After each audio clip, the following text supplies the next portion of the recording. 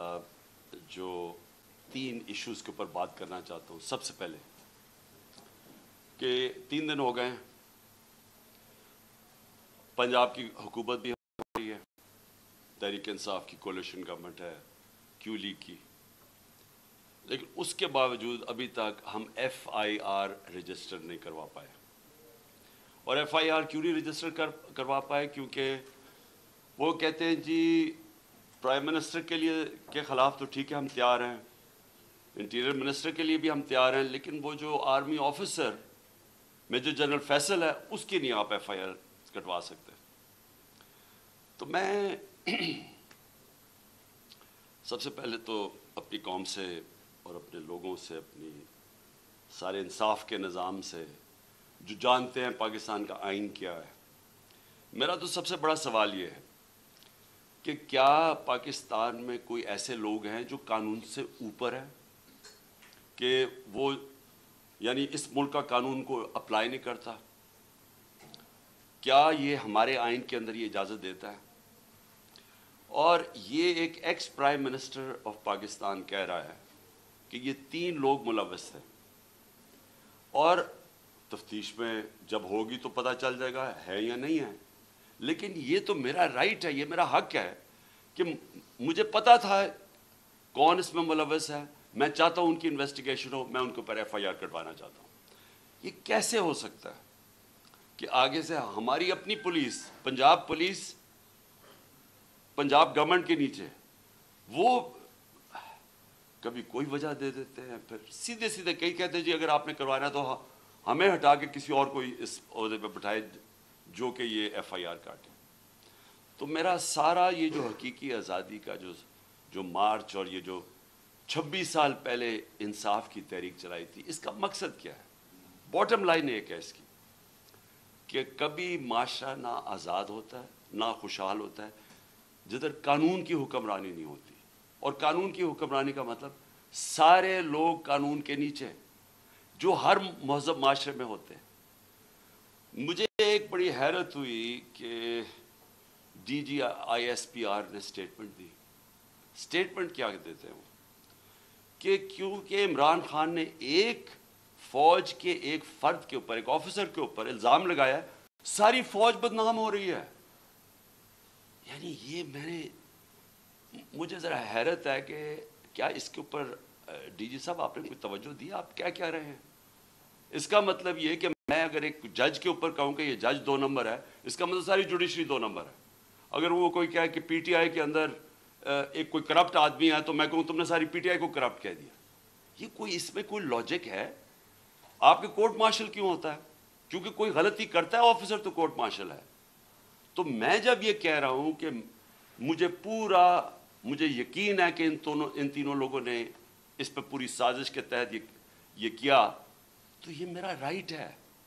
और मैं कोई एक आम शहरी से इसलिए फर्क हूँ क्योंकि मैं सबसे बड़ी पॉलिटिकल पार्टी का सरबराह हूँ, मैं एक्स प्राइम मिनिस्टर हूँ।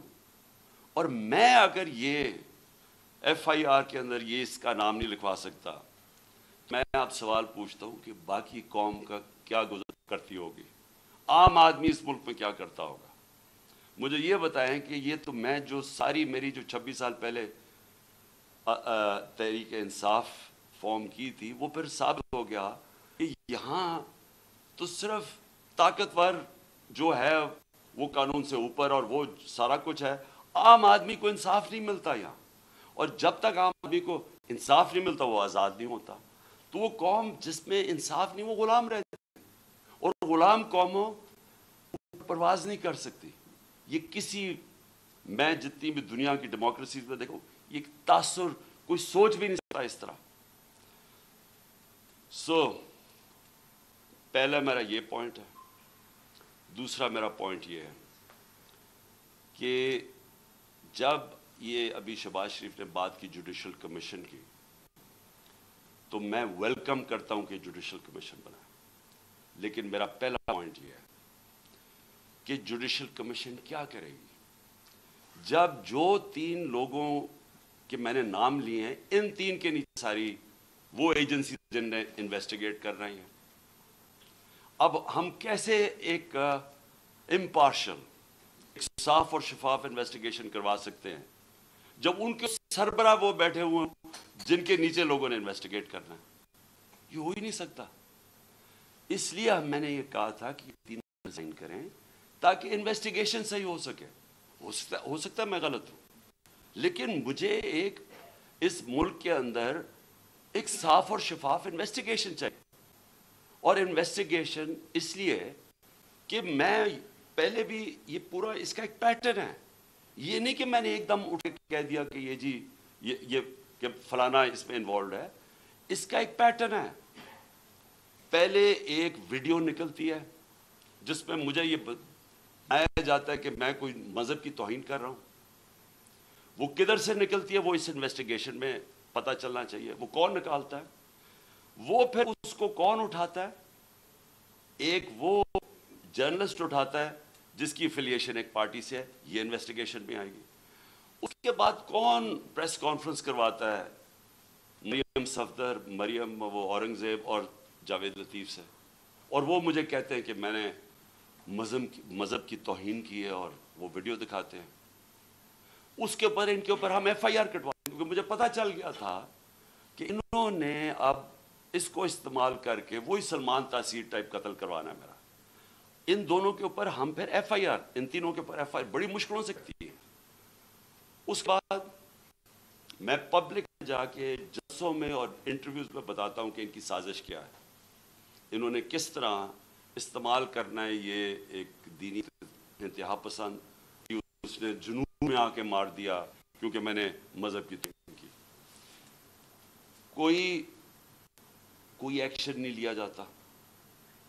اور پھر کیا ہوتا ہے جب میرے اوپر یہ واردات ہوتی ہے, آپ صرف اس کے بعد دیکھ لیں کہ اس کے بعد ہوتا کیا ہے. کون سے لوگ جو امیڈیٹلی ریئیکٹ کرتے ہیں. ابھی ایف آئی آر ہی نہیں کٹی, ابھی شروع ہی ہوئی ہے بات ابھی, اور ایک دم سٹیٹمنٹس آنی شروع ہو جاتی ہیں کہ جی عمران نے کسی مذہب کی توہین کی ہے. میرے سامنے یہ سارے ہیں. یہ ذرا دیکھیں وہ لوگ جو کہ ہمارے یعنی دوسری پارٹی سے افیلیشنز ہیں, وہ ایک دم ان کی ٹویٹس آنی شروع ہو جاتی ہیں. یعنی ابھی کوئی انویسٹیگیشن نہیں ہوتا اور وہ سارے یہی کہتے ہیں کہ ایک انتہا پسند نے کیا ہے.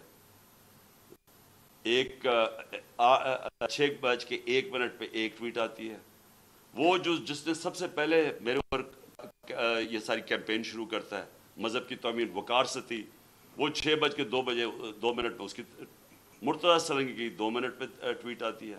حامد میر کی 6:03 پہ آتی ہے. جیو نیوز کی 6:04 پہ آتی ہے. سما 6 بجے اس کی بھی 6:04. اس کے بعد یہ ہوتا کیسے ہے؟ وہ لوگ جو ایک دم ریئیکٹ کرتے ہیں جو کہ ایک سکرپٹ کے اوپر چل رہے ہیں. نہیں, اس کے علاوہ کیا ہوتا ہے؟ وہ کیسے ہوتا ہے کہ گورنمنٹ ہماری, پولیس ہماری, لیکن اس کا انٹرویو کروا کے اور وہ لیک کیا جاتا ہے. وہ جو بندوق چلانے والا ہے, ایک دم اس کا انٹرویو لیک کیا جاتا ہے. کون؟ پولیس. ہم پولیس سے پوچھتے ہیں, وہ کہتے ہیں جی ہم کیا کریں, ہمیں پیچھے سے پریشر تھا. آئی جی وہ آئی جی سے پوچھا جی آپ بتائیے کیسے یہ لیک ہوئی, وہ کہتا ہے جی ہیک ہو گئی. ایک کے بعد دوسرا جھوٹ بولا جاتا ہے. کون لوگ یہ انٹرسٹڈ تھے ایک دم اس کو بند کروانے؟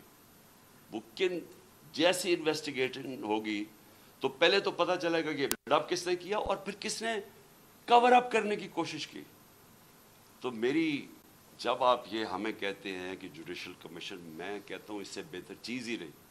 لیکن جوڈیشل کمیشن جو سب سے پہلے کام ان کو کرنا چاہیے کہ جو لوگ ایکیوزڈ ہیں اس کے اندر, وہ کیسے ان پوزیشنز پہ بیٹھیں گے جدھر انڈیپینڈنٹ انویسٹیگیشن ہوگی.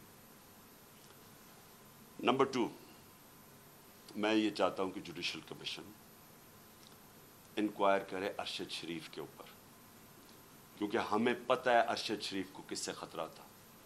ارشد شریف کی والدہ کو پتہ ہے کہ کس سے ارشد شریف کو خطرہ ہے. اس کے اور صحافیوں کو پتہ ہے کیوں وہ ملک مجبور ہوا چھوڑنے پہ. کیوں وہ دبئی سے آگے جانے پہ مجبور ہوا؟ اس کے اس نے بڑے لوگوں کو بتائی ہوئی ہیں چیزیں کہ کون لوگ ملوث تھے.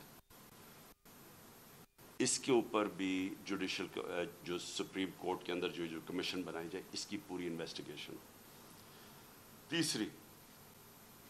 تیسری جو سائفر ہے، اب یہ کنٹروورسی چلتی جا رہی ہے. آ کے D I S P R نے کہا جی یہاں تو کوئی سائفر کا تو ڈرامہ تھا. اگر ڈرامہ تھا تو سائفر کی انویسٹیگیشن کیوں نہیں کروا رہے؟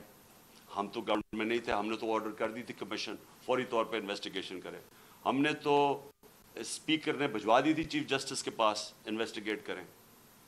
تو اب سوال یہ ہے کہ کیوں نہیں کسی نے انویسٹیگیشن کروائی؟ کیوں ڈرے ہوئے ہیں انویسٹیگیشن سے؟ کیونکہ آپ جو ساری بات بار بار کہتے ہیں کہ جی ہر قسم کی آتی ہے کہ جی یہ تو آتے رہتے ہیں ایسے سائفر. میں ایک ملک دنیا میں نہیں جانتا جدھر اس طرح کا کوئی سائفر آئے جی امبیسڈر کو پرائم منسٹر کو ہٹا دو. تو کیوں نہیں اس کے اوپر آگے بات کی؟ جب نیشنل سیکیورٹی کاؤنسل کہہ رہی ہے کہ مداخلت ہوئی ہے اور ڈیمارچ کر رہی ہے، تو آئی ایس پی آر کیوں کہہ رہا ہے کہ جی یہ تو کوئی ڈرامہ ہوا ہے؟ تو چیف جسٹس صاحب یہ بڑا سیریس چیز ہے. اس کے اوپر آپ کے پاس سائفر آیا ہوا ہے. یہ ملک کے اندر ہو سکتا ہے کہ یہ نہ سازش ہو جو یہ کہتے ہیں، لیکن جب تک آپ انویسٹیگیشن نہیں کریں گے پتہ کیسے چلے گا کہ مداخلت تھی یا سازش تھی؟ اور چوتھی جو میں سمجھتا ہوں کہ اس ملک کی تاریخ کی سب سے شرمناک چیز ہوئی ہے، اس کے اوپر چیف جسٹس صاحب اور یہ جوڈیشل کمیشن بیٹھ کے ضرور انکوائری کریں. پہلے اعظم خان سواتی کو جس طرح انہوں نے پوتے اور پوتیوں کے سامنے مارا، اس نے ہر فورم پہ یہ بولا ہے کہ اس کو پہلے آ کے پکڑ کے مارا صبح کے 3 بجے، پھر اس کو ایجنسیز کے، اور اس نے نام لیا ہے یہ dirty Harry major general Faisal, اس کا نام لیا ہے کہ اس نے اور اس کے بعد آئی ایس آئی کو ہینڈل کیا جو اس کے نیچے تھی، اور اس کو ننگا کر کے مارا. اور ننگا کر کے مار کے اس کو کہہ رہے تھے کہ یہ بتاؤ یہ عمران خان سے بھی یہ ہوگا. اور جب اس کو تکلیف ہوئی تھی وہ ہنس رہے تھے. ایک یہ شرمناک ہے کہ پاکستان کے سینیٹر کو ایک دوسرے تنقید کر دی.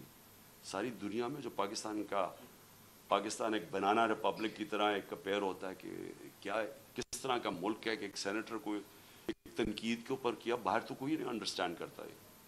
لیکن جو اس سے بھی شرمناک چیز ہے، جو ساری پاکستانی قوم ہل گئی ہے، وہ ہے جو انہوں نے ویڈیو بھیجی ہے اعظم سواتی کی بیوی کو.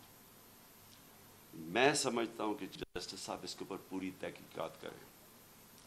وہی لوگ جو کہ وہ یوزول سسپیکٹس جو کور اپ کرنے کے لیے اب جو یہ میرا بھی یہ اسیسینیشن اٹیمپٹ کور اپ کر رہے ہیں اور اب بھی کر رہے ہیں، وہ کہہ رہے ہیں کہ جی وہ کوئی جعلی ویڈیو ہے، جی وہ کوئی فیک ویڈیو ہے. اعظم سواتی کے پاس اوریجنل وہ آئی ہوئی ہے، جدھر سے وہ بھیجی گئی ہے، جس نمبر سے بھیجی گئی ہے، ان کے پاس وہ پوری وہ ویڈیو ہے جس کے اندر وہ دکھایا جا رہا ہے، اور وہ فیک نہیں ہے. اور اعظم سواتی نے مجھے رات کال کر کے کہا کہ وہ سپریم کورٹ کے باہر وہ وہاں بیٹھ کے احتجاج کریں گے، دھرنا دیں گے، وہ ڈیمانڈ کریں گے کہ سپریم کورٹ ان کو جسٹس دے. سپریم کورٹ کی لاجز جوڈیشل لاجز تھی کوئٹہ کے اندر جدھر یہ ویڈیو بنائی گئی ہے. یہ ساری قوم آج سپریم کورٹ کی طرف دیکھ رہی ہے. اعظم سواتی نے فیصلہ کیا کہ وہ وہاں باہر دھرنا دے گا. ہمارے سارے PTI کے سینیٹرز اس کے ساتھ بیٹھیں گے. وکلا کے آرگنائزیشنز کے لوگوں کو دعوت دی ہوئی ہے، وہ آپ آ کے وہاں بیٹھیں اور ڈیمانڈ کریں کہ یہ ملک ہمارا یعنی کدھر گرتا جا رہا ہے کہ اس انتہا پر پہنچ گئے ہیں لوگ بلیک میل کرنے کے لیے، کنٹرول کرنے کے لیے. یہ اس طرح ہے کہ جس طرح کوئی لائن سے ہٹے گا تو اس کو بلیک میل کرنے کے لیے کوئی نہ کوئی چیز سامنے کر دے گی. اس انتہا پہ بھی کوئی نہیں سوچتا تھا وہ گر جائیں گے کہ میاں بیوی کی ویڈیو بنا کے انہوں نے اس کی بیوی کو بھیج دی. میں سمجھتا ہوں کہ یہ ایک ہر ملک کی تاریخ میں ایک ڈیفائننگ مومنٹ آ جاتا ہے. یہ وہ مومنٹ آ گیا پاکستان میں. میری ریکویسٹ یہ ہے کہ سارا جو ہمارا جسٹس سسٹم ہے، جو ہمارا انصاف کا نظام ہے، اس کی پوری ایک کریڈیبلٹی ایٹ سٹیک ہے. اگر اس نے اپنا اب عزت کرنی ہے پاکستان میں تو اس کو اب کھڑا ہونا پڑے گا کمزور کے ساتھ. رول آف لا امپلیمنٹ کرنا پڑے گا. یہ نہیں ہو سکتا کہ ایک یہاں جو مرضی کر لیں، کہ ایک کوئی آفیسر بیٹھا ہوا ہے ISI کا، وہ اس طرح کی نیچ حرکتیں کرے اور اس کو ہاتھ بھی نہ کوئی اس کو کہے تو وہ ISP کہہ دے کہ جی فوج کی توہین کر دی ہے. اس کو کچھ اور کچھ کہے تو جی ملک کی سیکورٹی کو کچھ ہو گیا. آپ کے اوپر جی سیڈیشن چارج لگ جائے گا، عمران خان کے اوپر غداری لگ جائے گی. جو مرضی لگانا لگائیں. میں یہ ڈیمانڈ کرتا ہوں کہ اس قوم کو جسٹس چاہیے. ہم غلام نہیں ہیں. ہمیں ایک آزاد قوم بنایا گیا تھا 1947 میں. ہمارے لیڈر قائد اعظم محمد علی جناح نے ہمیں آزاد کروایا تھا انگریز کی غلامی سے. تب انگریز اوپر ہوتا تھا قانون کے، ہم غلام ہوتے تھے. اب پاکستان تو آزاد ملک بنا ہوا ہے، ہمارا آئین ہمیں آزادی دیتا ہے. کیوں نہیں ہماری عدالتیں ہماری رائٹس کو، ہماری آزادی کو، ہماری ڈگنیٹی کو کیوں نہیں پروٹیکٹ کر رہی؟ اور یہ اگر اعظم سواتی سے جو یاد رکھیں، سینیٹر ہے پاکستان کا، ایک کامیاب بزنس مین جو کامیاب باہر پیسے کما کے پاکستان آیا ہوا ہے، اس سے یہ ہو رہا ہے. ایک prime minister, ex prime minister ایک ملک کا FIR نہیں رجسٹر کروا سکتا کیونکہ جناب وہاں وہ طاقتور حلقے ہیں جو ان کو کوئی ملک کا قانون ہی نہیں ہاتھ لگا سکتا، وہ کوئی غلطی نہیں کر سکتے. اگر فوج کے اندر اس طرح کے لوگ ہیں اور ان کے اوپر آپ ایکشن لیتے ہیں، یہ فوج کی بہتری ہے. اگر آپ اپنے اداروں کے اندر کوئی بھی کرپٹ یا جرائم پیشہ لوگوں کو نکالتے ہیں، آپ کے ادارے مضبوط ہوتے ہیں. اکاؤنٹیبلٹی سے ساری دنیا جانتی ہے کہ جمہوریت کی کامیابی اس لیے ہے کہ جمہوریت میں اکاؤنٹیبلٹی ہے. جو ساری برطانیہ کی جمہوریت جو ہم نے اپنائی ہوئی ہے، اس کی بنیاد تھی میگنا کارٹا میں. میگنا کارٹا کیا تھی کہ طاقتور کو بادشاہ کے اوپر بھی قانون لاگو کرو، نہیں تو وہ قانون کے اوپر تھا. تو وہ ساری سٹرگل جو ڈیموکریٹک سوسائٹیز کی ہوتی ہیں وہ رول آف لا کی ہوتی ہیں کہ قانون کے سامنے سب ایک برابر. یہاں بلیٹنٹ وائلیشنز ہو رہی ہیں کہ یہاں ایسا کوئی کریٹ کر دیا خوف کا کہ لوگوں کے ذہنوں میں ڈال دیا ہے کہ جی یہ لوگ یہ تو بس ان کو تو کچھ کہیں نہ جو مرضی کریں کر سکتے ہیں. پاکستانی فوج مضبوط ہوگی جب اس کے اندر اکاؤنٹیبلٹی ہوگی. پاکستان کی فوج کمزور نہیں ہوگی. وہ کمزور اس طرح ہو رہی ہے جب اس طرح کا آدمی حرکتیں کر رہا ہے. تو میری ریکویسٹ یہ ہے کہ یہ جوڈیشل کمیشن بنے اور یہ چیزیں جو میں نے ابھی 4 پوائنٹس کہی ٹیک اپ کریں. اور میرا لاسٹ پوائنٹ، ہم نے فیصلہ کیا ہے کہ ہماری جو مارچ ہے اب وہ شروع ہوگی. منگل سے وہی وزیر آباد جدھر مجھے یہ گولیاں لگی تھی اور ہمارے 11 اور لوگوں کو گولیاں لگی تھی اور جدھر معظم شہید ہوا تھا، ادھر سے ہی ہماری مارچ شروع ہوگی. میں ہر روز مارچ سے خطاب کروں گا یہاں سے، اور ہماری مارچ اگلے 10 سے 14 دن تک، اس کے بیچ میں سپیڈ کے اوپر ڈیپینڈ کرتا ہے، یہ پہنچے گی پنڈی. سارے پاکستان سے وہ لوگ اسی ٹائم پہ نکلیں گے کہ ایک ٹائم پہ جب یہ پلان کریں گے 10 اور 14 دن کے بیچ میں پنڈی پہنچنا. میں پنڈی خود ہوں گا اور ادھر سے سارے پاکستان کی جو لوگ جمع ہوں گے اس مارچ کو پھر میں لیڈ کروں گا. اور میں یہ اپنی ساری قوم کو آج کہنا چاہتا ہوں کہ آپ ساروں نے ایک چیز سمجھ لینی ہے کہ اگر ہم یہ خوف کے اندر آ کے، اور ہم نے یہ جو میں بار بار کہتا ہوں کہ لا الہ الا اللہ، کوئی نہیں ہے خدا سوائے اللہ کے، یہ ہمیں آزاد کرتا ہے، یہ ہمارا کلمہ ہمیں آزاد کرتا ہے. آپ جس وقت کسی سے ڈر کے اپنی آزادی کمپرومائز کریں گے، اپنے ضمیر کا سودا کریں گے، میری نظر میں وہ شرک ہے. یہ ساری قوم کے لیے ہمیں اب اس وقت سب کو یہ اپنا خوف ہٹانا چاہیے اور بتانا چاہیے کہ ہم انسان ہیں، ہم بھیڑ بکریاں نہیں ہیں. ہم یہ قوم پاکستان ایک بڑی خواب کا نام ہے، اور ہم یہ اس طرح کی جو حرکتیں ہو رہی ہیں پاکستان میں، اور جس نے ہم ملک کا سارا پوٹینشل ختم کر دیا ہے کہ ہم آج بیکاریوں کی طرح دنیا میں پھر رہے ہیں، اس کی یہ وجہ نہیں ہے کہ یہاں وسائل نہیں ہیں، اس کی وجہ یہ ہے کہ یہاں انصاف ہی نہیں ہے، اس کی وجہ یہ ہے کہ یہاں رول آف لا نہیں ہے. اور اس لیے یہ وقت ہے حقیقی آزادی لینے کے لیے.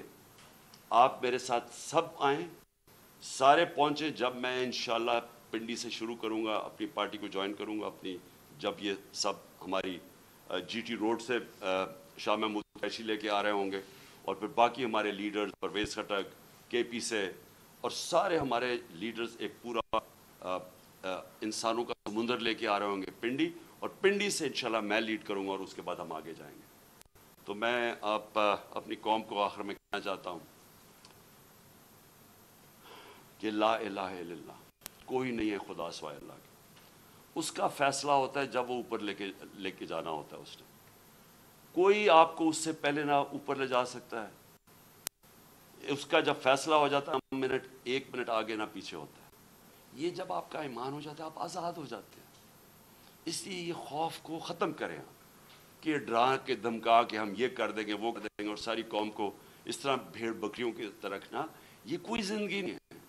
میں بار بار کہہ رہا ہوں کہ میرے لیے غلامی کی زندگی سے بہتر موت ہے. اور میں یہ چاہتا ہوں کہ جب ہم سب میں یہ اسپرٹ آ جائے، پھر ایک قوم وہ بنے گی جو آپ بن سکے. پاکستان زندہ باد.